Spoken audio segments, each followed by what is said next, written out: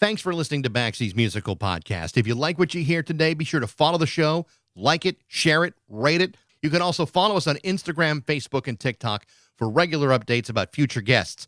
Today, we're brought to you by Metro Chrysler Dodge Jeep and Ram at Chicopee. Check out their state-of-the-art dealership next to BJ's and Big Y on Memorial Drive, and be sure to check them out on MetroJeep.com and drive home in your new Metro Chrysler Dodge Jeep Ram today.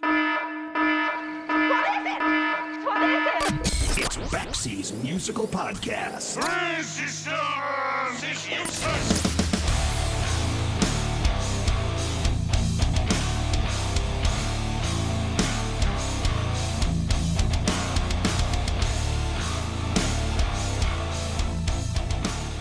The legendary Vince Lombardi once said that perfection is not attainable, but if we chase perfection, we catch excellence. Now, Vince was probably right about that. I mean, he did know a thing or two about being excellent, but that doesn't stop some guys from trying to be perfect. Take Steely Dan, for example. In 1977, Donald Fagan and Walter Becker's pursuit of perfection led them to releasing an album that would go on to earn 3 Grammy nominations, including Album of the Year and Best Pop Performance for Duo or Group, but winning the Grammy for Best Engineering. The album was Asia, a record that went on to sell 2 million copies just in the U.S. alone, making it one of the first albums in history to be awarded the then newly created Platinum designation, which they exceeded twice. Asia has not only found itself repeatedly mentioned among the greatest albums of all time, it's also a record that has been continuously used to test the fidelity of high-end stereo systems for the last 48 years. Is it perfect? Of course not.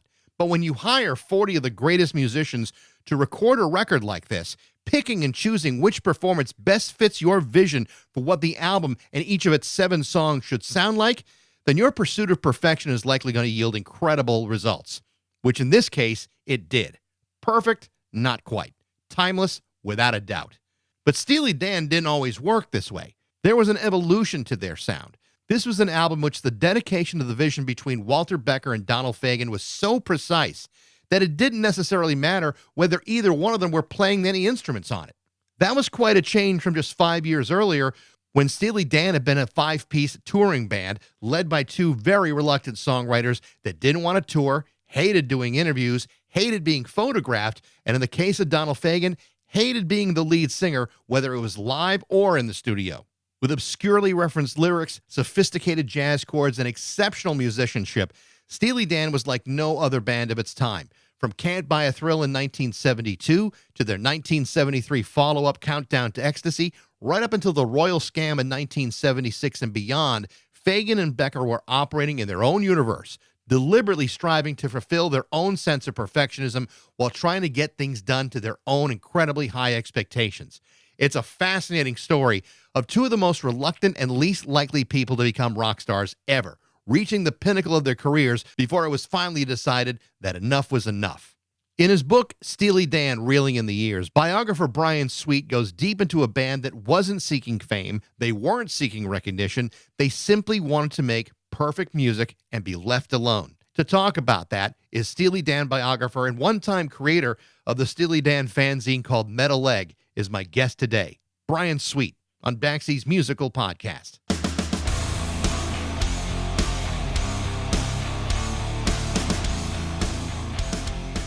At last.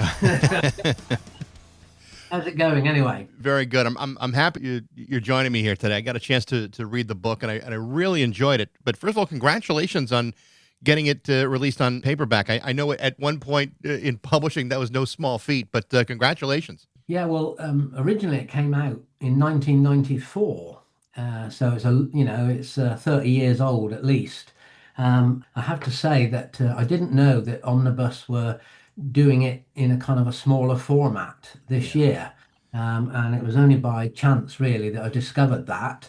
It's really interesting to read about Steely Dan. It's in many ways it's a very mysterious band. I mean, most of the time when you read about Steely Dan, it focuses on like a specific record or a specific production technique that they came up with, but not a lot. So like a surprisingly, proportionally speaking, not a lot has been published about the relationship between Donald Fagan and Walter Becker's partnership. And I found that to be really the most fascinating part of the whole story. Well, there were two extremely interesting guys. I mean, I was kind of 13 years old in the early 70s when Do It Again came out. And obviously, that was kind of the time of glam rock. So you had, T-Rex, Slade, and David Bowie, etc. And loved all kinds of music, but something about Do It Again and Donald Fagan's voice really, grabbed hold of me. And then obviously reeling in the years, and I'd hear these records and absolutely love them, and discover then it was, Steely Dan. And so as the years went on, it just really kind of became an obsession. And I just wanted to know, what it was about these guys that led them to make such incredible music, really. Now, at some point in all of this, and your early fandom of Steely Dan, you started a fanzine many years ago called Metal Egg. Tell me about that. Well, in actual fact, this was sort of 15 years later, really. So I was obviously a bit older then, and I wanted to read a biography of Steely Dan. And obviously, Donald and Walter had split up 5 or 6 years before. So in 1987, I thought I'd collected all these interviews and reviews and so on from music magazines, both here and over in the States. And I had a big collection of stuff. And I thought, well, maybe I could, collate this stuff and put it out there, really. So it was a time of fanzines. So I thought, well, I'll start a Steely Dan fanzine. I'd seen an article in Melody Maker around about 1980, and it was a very short piece that said that Walter Becker had broken his leg in a car accident in New York. And it said it's delayed work on the new album, which was going to be called Metal Leg. Oh, So okay. hence I called the fanzine Metal Leg. Obviously, that eventually became Gaucho, and I have never discovered where the name Metal Leg came from, because obviously interviewed Roger Nichols, Gary Katz, and they didn't have any idea where the Metal Leg name came from either. One of the amazing things about the book, and there's so much information and so much detail, but as you talk about like the early parts of their relationship, and at Bard College and beyond, as they really start writing together, these are like the last two people in the world that you would pick to be rock stars, and the fact that Yeah. these two guys were able to find each other. I mean, it's like some sort of like weird divine intervention where these two guys were able to come together at all. There's so much connectivity between the two of them mentally. They may not have been best of friends, but they shared this vision that never ever really wavered. Well, of course, it was complete stroke of luck, I suppose. I mean, Fagan's a couple of years older than Becker was, and they both ended up at Bard College. And yes, they weren't your typical rock stars by any means. I'm sure I used the quote somewhere in the book, one of their early gigs, where the reviewer said they are the ugliest band in the world. No doubt, maybe David Palmer was the lead singer then, but yeah, early 70s, long hair, flared trousers. And an orthodontist's dream. Yes, exactly. And that was another thing that I loved about them. They didn't trade on image or any of that superficial stuff. It was just the songs and the music. Especially when you think about 1971, 72, and even before that, like you said, there's a lot of, glam rock that was going on. Everything was starting to become about image, and it was never that way for these guys. In fact, in many ways, I think if they could have, eked out a music career without having any attention focused on them, they would have done it in a heartbeat. Yes, of course, because Donald didn't want to be the lead singer. Um, and I only read very recently, actually, that apparently in like 74, he really wanted Mike McDonald to take over the lead vocals. And, he was outvoted by the rest of the guys. So thank goodness that happened, because Steely Dan would have been, quite different without Donald's vocals for all those subsequent albums, I think. That's an amazing part of the whole story, is how wildly uncomfortable he was with his own voice, and that's the reason you have a David Palmer and a Jim Hodder singing "Dirty Work" and "Midnight Cruiser." The two of Yeah. them even shared vocals with Donald Fagen on some songs, just so Donald wouldn't have to sing himself. It's a real source of discomfort Does he ever really explain what it is about his voice that he was so unsatisfied with, that was so painful for him? Was it just shyness or just a discomfort with the sound of it? I think maybe the shyness has got something to do with it because later on, I think in the 80s, he actually took singing lessons with someone in New York. And I think you can hear he sings a bit differently on those solo albums which come after that. But yeah, I think his voice is fantastic, and some of those oh yeahs and ahas are just so cool. I was looking at a YouTube video of David Palmer taking the leads of "Do It Again," and Yeah, no disrespect to him or his voice is a wonderful singer, but it's just sounded so wrong to have yeah, somebody else sing a song that people associate with Donald Fagan's voice. It's just the voice always to me just fit the music just so perfectly, and that I always loved the voice, and then to have someone else sing those lyrics, I think seems really out of place. And as great as those two songs were that the Hodder and Palmer sang, it was like the lyrics needed to come from a Donald Fagan. yeah. Of course, he wrote the songs and the lyrics, didn't he? So he kind of knew the attitude needed to convey those lyrics, whereas David Palmer or anyone else didn't really. And I suppose this is another reason why they couldn't get their songs done as staff writers at ABC prior to Steely Dan, because they used to say, well, the lyrics would always take a left turn, in the middle of the song. And there's that song, "Proud to Be Your Slave." They wrote this song, and it did eventually get covered by a band called Diamond Head in 1975. And I named one of the chapters after that song in the book. And Donald has mentioned "Proud to Be Your Slave" as an example of, who's going to sing a song, with lyrics like that. But it's a good song, great song. And, I've got Diamond Head's version of it. And it's an early 70s, one of their staff writer songs. So never really made it through to the intended targets, as it were. I've had the chance to interview Skunk Baxter a few times, and we Yeah. talked about ballistic missiles. We've talked about we've talked about Steely Dan. One of the things that's so fascinating to me, because after Pretzel Logic, they stopped touring. I mean, they get off the road. There's so much discomfort about playing live, and interestingly enough, a guy like Jeff Baxter, I mean, he really enjoyed that experience. A lot of the musicians that were in the band at the time, live performance was really like a primary motivator for them. And they were and Donald and Walter were so uncomfortable with it. But the truth is, they were very, very good live. Yeah, exactly. I mean, they sort of used to say later on, that the sound was bad and sound was poor. And there is this story about them, when they were supporting, I don't know, the Kinks or something in the Midwest, they weren't allowed to even do a sound check and all this kind of thing. So, yeah, they were uncomfortable with the whole setup back then. And obviously, when they started touring again in the 90s and beyond, they had a lot more, say in how things were done, and nice Learjet for themselves and so on. So Once they decided to come off the road and focus primarily on studio work, 'cause this would have been 1974, 75, they yeah, start to incorporate more and more session musicians, and you talk about all of them, the Chuck Rainey and Jeff Porcaro and Michael Omartian and Larry Carlton, Bernard Purdy, another great one.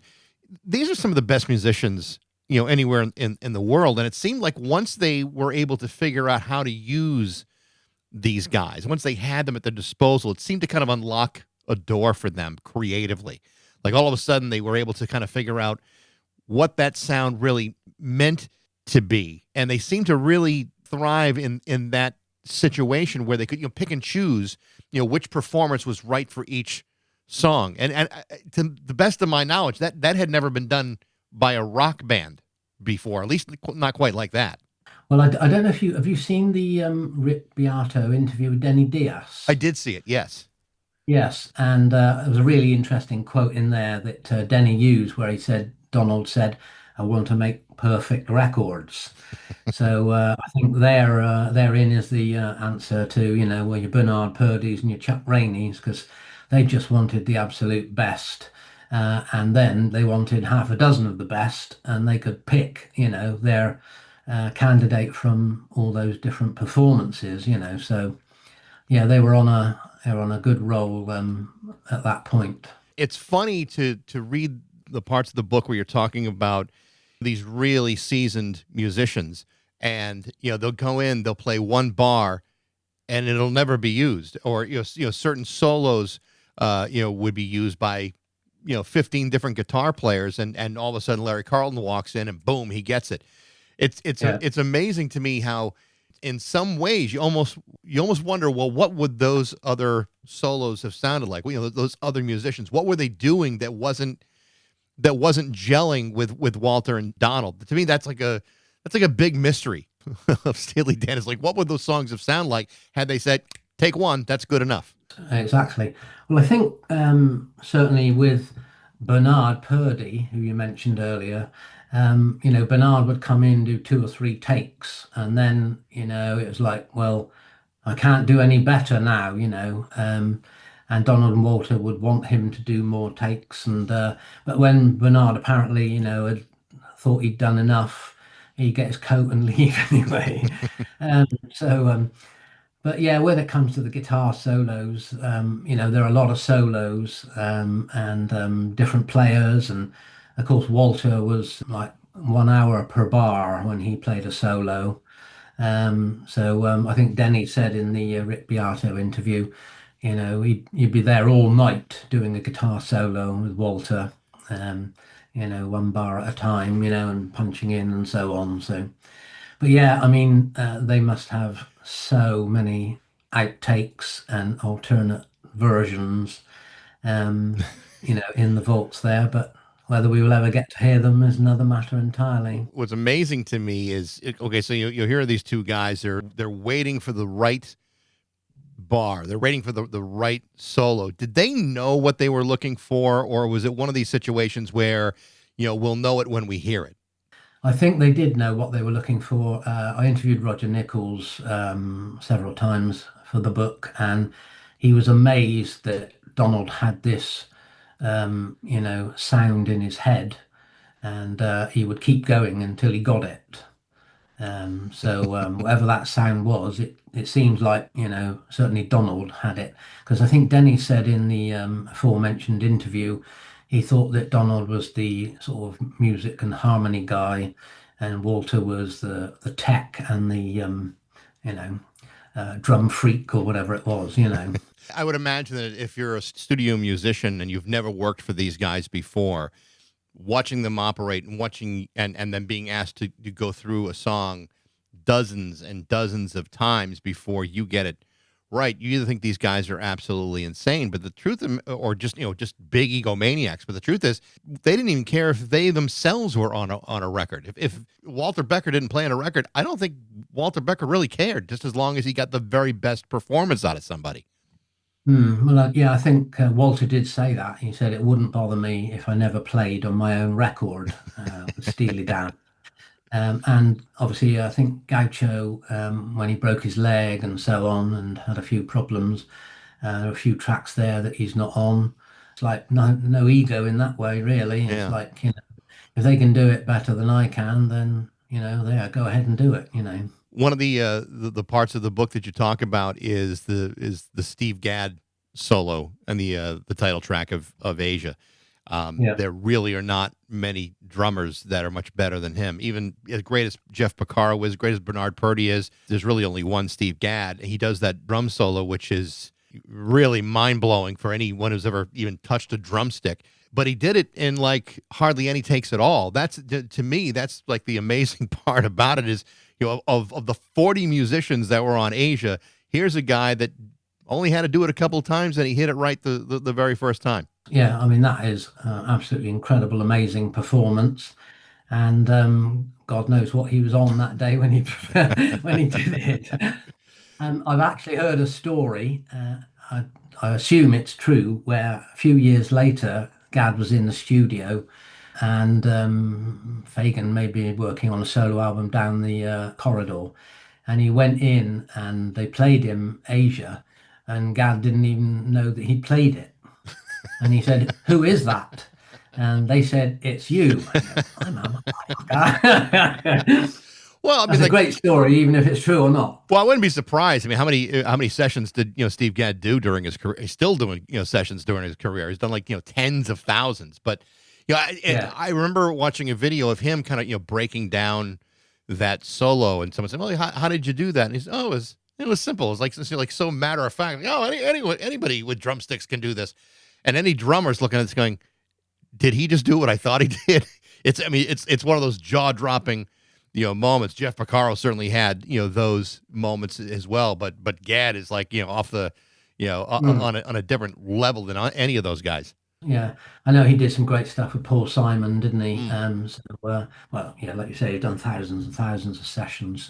The Asia album, once it comes out, becomes incredibly successful. It's one of the very first platinum selling records. In fact, the platinum designation happened around the same time that album came out. It's got 3 Grammy nominations, 2 million in sales. It's selling all over the world, and still considered to be one of the most brilliantly produced records of all time. In fact, it's also many times used as a test for high fidelity stereo systems. Yeah, that's right. Yeah, And what's amazing to me about that record is as precise as their vision was for it, it has this timelessness about it that when you consider it's 1977, the technology is limited. A lot of recording was very simple, and they were limited to how many tracks they could use.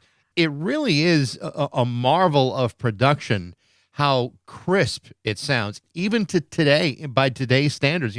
48 years later. yeah. Well, I think a lot of credit there must obviously go to Roger Nichols and probably Gary Katz as well. But yeah, Roger Nichols was, when it came to the recording techniques and everything, he was the master, really. An ex-nuclear engineer or whatever it was at San Onofre in California. So again, that was a very fortunate match, wasn't it? When they bumped into Roger in 71, 72 at ABC in LA, and he could kind of see in them, the perfection that he wanted sound wise. When Yeah. you think of these two guys, Walter and Donald, two really reclusive, private people that would prefer to be not known, not seen, not recognized at all. All of a sudden, they sell an album of with 2 million copies, and at the time, I mean, it's the biggest album of the year, and historically so. I mean, on one hand, I'm sure they're incredibly proud of it, but on the other hand, they must go, "Oh, now what the hell did we just do to ourselves?" Yeah, they were a bit unfortunate, of course, because that was a time of rumors, wasn't it? So I think rumors was otherwise they may have had a number one album, Right. but a little bit of unfortunate timing there. But it is an absolutely incredible record. Yes, it does sound so clear and crisp, as you say. Musicianship is just unbelievable, and the songwriting, and yeah, I mean, there must be some fantastic material there. Yeah. Anybody else would say, "Oh, great song." But Donald and Water's like, "No, there's a few glitches in there. We won't have that." And there's no victory lap too after all of this. I mean, you write about it in the book that as soon as they're done with the Grammy Awards, or really because they're not touring with this record, as soon as they're done with it, they're right back to writing new songs for the next record. There's no period of time where they said, let's take a break or a vacation from each other. It was right back to work the following day. Yeah, I think there's this famous story where when they did win an award, Walter actually auctioned his award on eBay, kind of anonymously. So I think that's true. That's the kind of thing Walter Becker would do. Right. And I think again he used to say, yeah, we might win this award and that award, but then you look at who's above you and who's below you, and it all becomes fairly meaningless, really. The whole portion of the book dedicated to Gaucho is an amazing part of the Steely Dan story. They had Hmm. gone on such a great trajectory through, up through Asia, from 74 getting off the road to these great albums that progressively get better. But Gaucho was just rife with problems, and everything from Walter Becker getting hit by a cab, we talked about before, him breaking his leg, his girlfriend dies of an overdose. There are Yeah, delays, there are production mishaps, and including the erasing of one of the album's key tracks that was never really recovered for that record. I mean, yeah. the fact that Gaucho is a great record is almost kind of miraculous, considering the kind of toll that it took on the two of these guys. That it was just like bogged down with so many issues. Yeah. Well, I think 6, 8 months after that came out, of course, they announced that they were splitting up, 1981. Yeah, that's probably, very indicative of what was going on in the background, really. I think Walter had been laid up in the hospital, for a long time and unable to listen to, tapes and so on. And you had what 3 years between Asia and Gaucho, and they moved back to New York. But it did, yeah, begin to kind of disassemble really there. One of the things that I didn't even realize until I read it in the book was there was some backlash and some problems about the pricing of the record because there was production issues and production costs associated Yeah. with Gaucho, that the price of this record was significantly higher than previous records, and that wound up being a little bit of a problem for everybody. Yeah, I think it was 998, and they weren't happy about it. And I know Becker said, we don't want to be, ripping our fans off by charging them an extra dollar. But obviously, I think they'd spent so much money, on going over budget. There were rumors that, they spent $1 million, doing Gaucho. So I guess the record company felt compelled to try and get that back, so they didn't have much say in the matter in the end. It took another 20 years before they would get back together and reform. And obviously, Walter had certainly been through his issues physically with his health and addiction issues, and Donald, in 20 years, he went through a long period of writer's block where he just couldn't. For a guy Yeah, that was so prolific early in his career, it's like he just hit a wall and wasn't able to get things out of his system like that. What do you think was the cause of that? Do you think he needed a guy like Walter Becker to write music, or was it something different than that? he used to say that their kind of youthful energy had run out. So when they were teenagers and in their 20s, you had all that, energy and youth and so on. And he used to say that, that had run out really. I know when they announced their split, Donald said, oh, after 14 years of writing and recording together, we'd kind of had enough of each other. He said 14 years is longer than most marriages last. So that's one way of looking at it, I suppose. But yeah, I mean, 1982 was The Night Fly. 1993 was Kamakiriad. Got 11 years there. Yeah. Another 13 years to Morph the Cat in 2006. And then another 6 years to Sunken Condos. So, yes, that's quite a gap, isn't it? When they did get together in 2000 and they released Two Against Nature, it was the first album, since the first Steely Dan album since Gaucho, obviously, and it goes platinum. It wins 4 Grammys, and again, they go back on the road, which is something they hadn't done in years. And I actually saw them on that tour, and I thought they were just absolutely amazing. But Yeah. to go through that period of time apart and then to reform, tell me about the decision and the way those guys got back together in 2000. I think it was a very gradual process because Donald started doing these gigs in and around New York, late 80s, early 90s, over at the Lone Star Roadhouse, which kind of was, brought on by Libby, his wife, or wife to be. Um, So it started, I think, fairly low key, and then, of course, Walter was in town and he went up on stage and they used to do the occasional dance song, Black Friday and so on. And that kind of led to the New York Rock and Soul Review. So it was a very gradual process, really. And then I suppose Irving Azoff was sort of saying, well, look, you guys could get so much more money if you call yourselves Steely Dan. So, yeah, 1993, there we are. I saw him at Madison Square Garden that year, and there was 20,000 people in there. And after that, it was, tour, and tour again. Yeah. Were you surprised that after Walter had died in I think 2017 that Donald continued to keep touring in spite of that? I mean, were you surprised by that or not really? I guess not. Obviously, Donald was the lead singer, so he could carry it off with the other guys in the band. So he sort of said, I'd made a promise to Walter to keep the music of Steely Dan alive. So, there was that angle to it. So, yeah, I mean, they've done an enormous number of tours, haven't they? They have, and for a guy who naturally is not or has historically not been comfortable with performing live and not comfortable being the lead singer of Steely Dan, I mean, he has really taken full control of the Steely Dan helm and has kept it still alive. Yeah, have you read Eminent Hipsters, Donald's sort of? Unfortunately, I have not had a chance to read it yet. No, because he does like a tour diary in there at the back of the book, and that's quite interesting reading. I mean, I think he still, finds it quite difficult when he's touring.